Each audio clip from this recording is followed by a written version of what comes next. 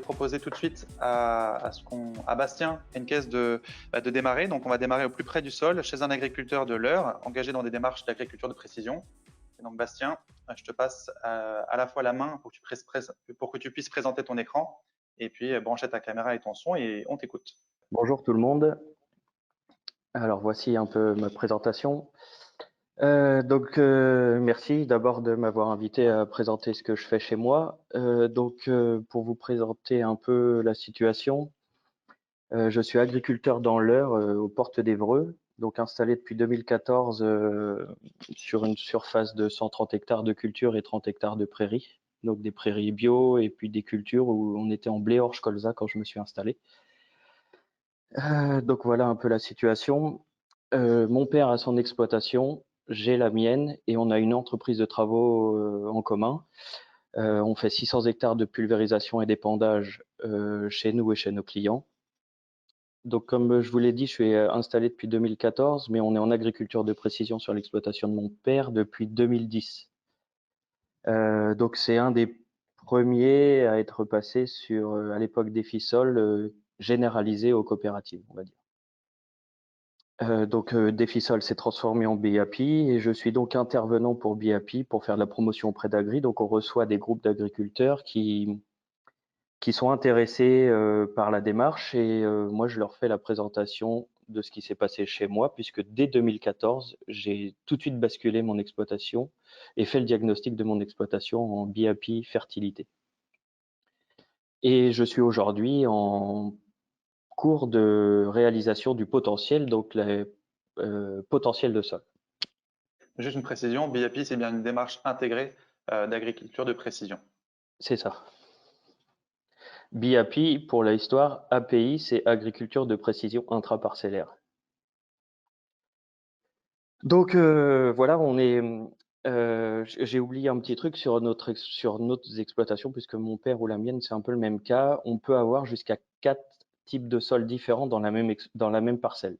C'est-à-dire que sur une parcelle de 10 hectares, sur une longueur, une ligne droite, on va avoir 4 types de sols différents. Argileux, plus de 30% d'argile, limoneux pur, limono-caillouteux et argilo-caillouteux. Voilà. On est un peu une ferme expérimentale aussi pour BIAPI. On a une parcelle qui est extrêmement épluchée par BIAPI. Ils font leurs tests et ils se débrouillent un peu de leur côté. Et aussi, on est testeur de matériel. On est parmi les premiers à avoir testé la modulation d'azote avec un pulvé, la modulation d'azote en 2010 avec leur répandeur à engrais, donc de la marque Amazon. Voilà pour cette slide. L'idée de la présentation, c'est de vous expliquer ce qui s'est passé sur une de mes parcelles, c'est-à-dire que l'on a voulu moduler des variétés en intraparcellaire.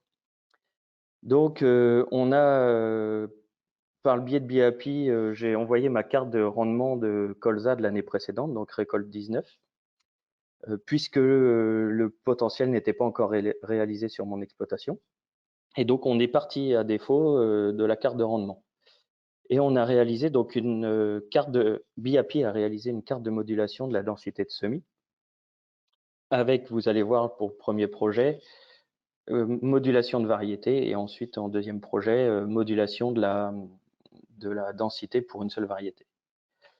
Donc nous, les mesures de rendement, elles servent à quoi? Elles sont faites déjà par le biais de la moissonneuse, donc une axial flow de chez CasiH avec un système de GPS et un capteur de rendement sur l'élévateur à grains.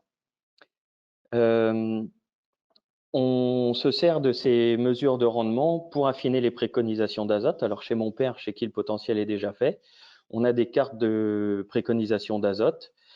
Ces cartes, elles sont basées sur les potentiels de sol. Les potentiels de sol, c'est plus ou moins la réserve utile de chaque zone de la parcelle et qui sont affinées par les cartes de rendement.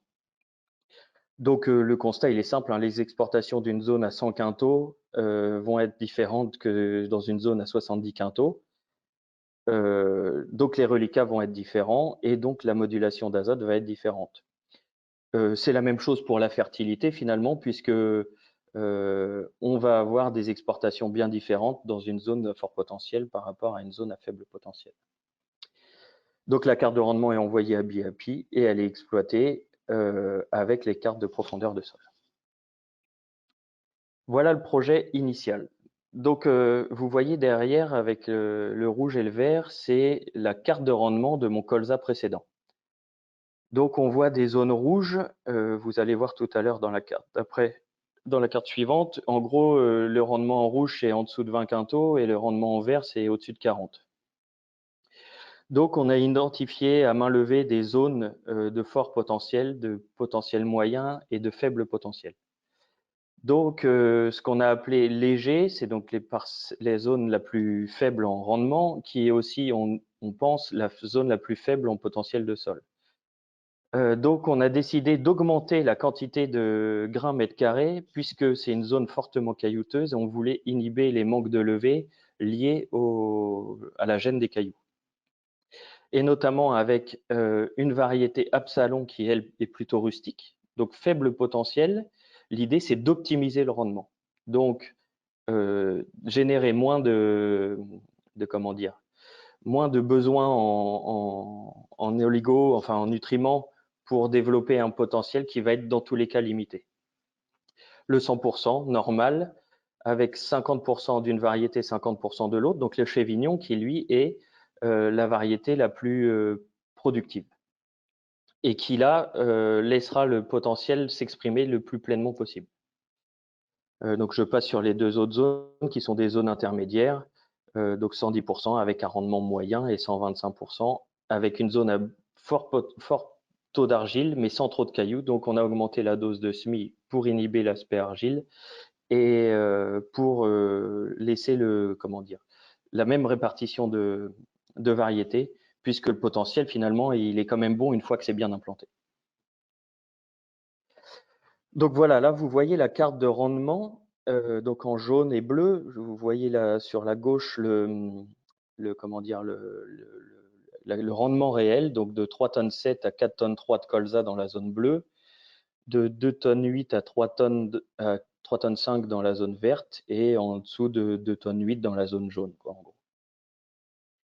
Ce qui s'est passé finalement, c'est que comme je suis dans des démarches de qualité de grain et que j'ai contractualisé des blés en label rouge, il m'a été interdit de mélanger des variétés. Donc pour une première année, vu que la carte de base est la carte de rendement, on s'est dit pour tester, là c'était vraiment tester du matériel puisque c'était le prêt d'un semoir Amazon de semis direct.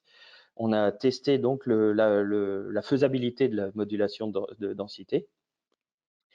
Et on a donc décidé, donc dans les faibles potentiels, de semer à 130 kg du blé variété Absalon dans les faibles potentiels et 97 kg dans les zones fort potentielles. Le PMG étant de 51 grammes, ça va donc pour 97 kg à 190 grammes mètre carré et dans les faibles potentiels à 130 kg, 250 grammes mètre carré. Donc là, l'idée, c'était vraiment d'étaler au maximum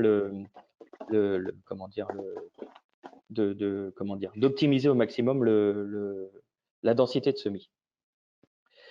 L'idée derrière ça, c'est quoi? C'est aussi de moduler le régulateur. Alors, c'est quelque chose que je compte faire bientôt et réguler les fongicides. C'est-à-dire que dans la zone à faible potentiel, diminuer un peu les quantités de fongicides. Et par contre, dans les zones, grâce à FarmStar, de voir dans les zones à fort biomasse, de mettre une dose de modulation un peu plus élevée. Donc, c'est que le début et on compte continuer l'année prochaine avec le passage à la modulation de variétés intraparcellaires avec 2 variétés différentes. Juste une question d'ordre de grandeur avant de passer la main à Théréos Oui. et à Gauthier. Est-ce que tu peux préciser la surface Alors là, la parcelle fait 12 hectares et demi. 12 hectares et demi. En gros. Et on pose la question aussi du type de semoir. Alors là, c'était un semoir Amazon Primera, un semoir à dents, puisque je suis rentré dans une démarche d'agriculture de conservation. Donc, c'est un semoir à dents qui a écartement 18-75 et puis avec 2 caisses de semis. Donc, habituellement utiliser une fertie, engrais et une grain. Et là, nous, D'accord. l'année prochaine, on va l'utiliser en 2 grains avec 2 variétés différentes. Parfait. En tout cas, merci beaucoup, Bastien, pour ce premier tour d'horizon, hein, de la compréhension d'un usage un peu particulier de l'agriculture de précision et de la démarche BIAPI. Et on pourra répondre à d'autres questions dans la séquence dédiée un Mmh. petit peu plus tard.